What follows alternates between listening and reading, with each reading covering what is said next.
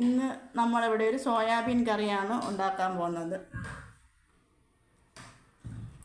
Soybean ചൂടുവെള്ളത്തിലിട്ട് ഒന്ന് തിളപ്പിച്ച് ഉപ്പുമൊക്കെ ചേർത്തിട്ട് വെച്ചതാണ് ഇത്.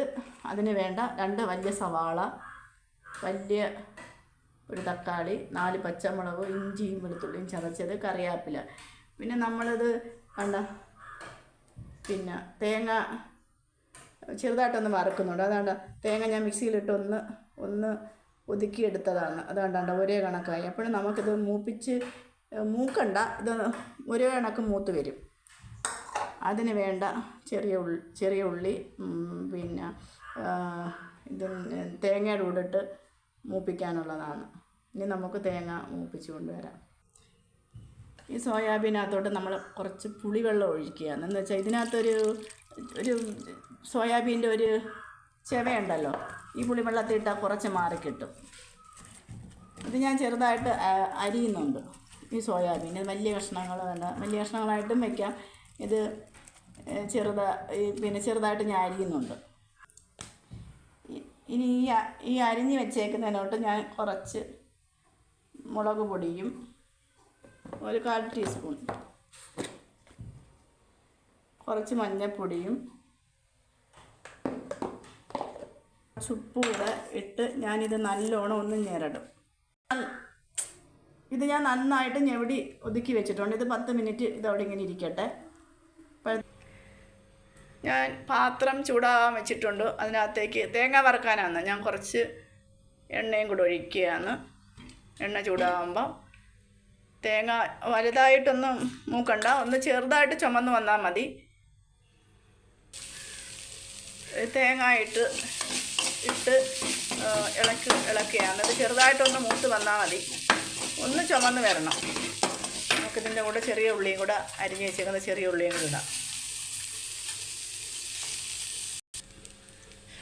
അതുകൊണ്ട് അത് ചെറുതായിട്ടൊന്ന് ചുമന്ന് വന്നിട്ടുണ്ട്. എന്നിട്ട് ഇത്രയും ചുമന്നാൽ മതി. ഞാനിതിനകത്തോട്ട് തീ കുറച്ചിട്ട് ആവശ്യമായ മുളക് പൊടി, മല്ലിപ്പൊടിയൊക്കെ ചേർക്കാൻ പോവുകയാണ്. തീ കുറച്ചിട്ടുണ്ട്, കരിഞ്ഞു പോവും.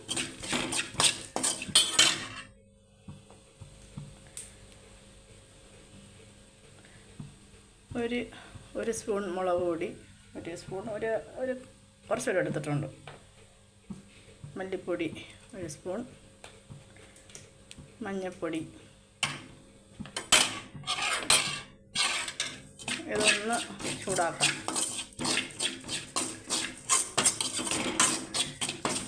എൻ്റെ പച്ചപ്പൊന്ന് മാറാനാണ് തീ കുറച്ച് വെച്ചേക്കുകയാണ്.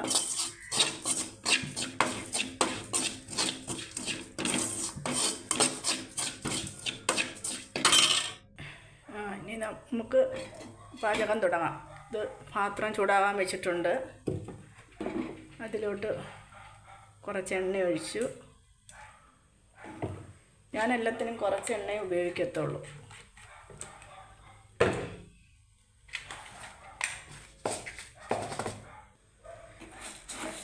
കുറച്ച് കടുകിട്ട്, കുറച്ച് ഉലുവ ഇട്ട്,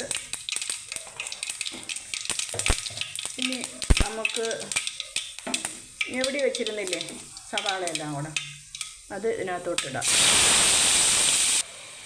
ഇത് ഒന്ന് നന്നായിട്ടൊന്ന് വാടട്ടെ. ഒരുപാടങ്ങ് വേണ്ട, കുറച്ച് മതി.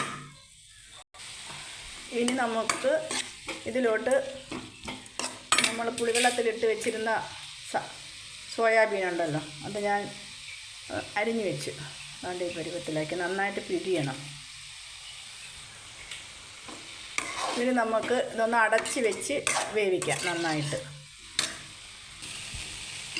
ആ സോയാബീൻ അങ്ങനെ നന്നായിട്ട് വാടിയിട്ടുണ്ട്.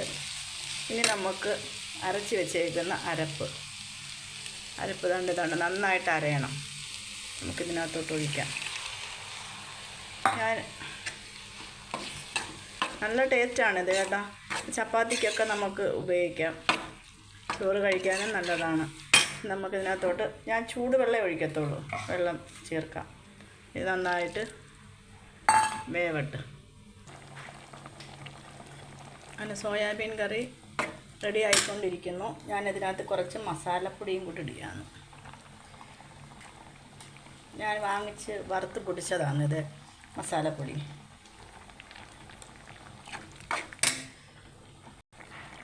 അങ്ങനെ ഇവിടെ സോയാബീൻ കറി റെഡിയായിട്ടുണ്ട്. നമുക്ക് ചോറിൻ്റെ കൂടെയും ചപ്പാത്തിയുടെ കൂടെ ഉപയോഗിക്കാം. സോയാബീൻ കറി ശരിയായിട്ടുണ്ട്.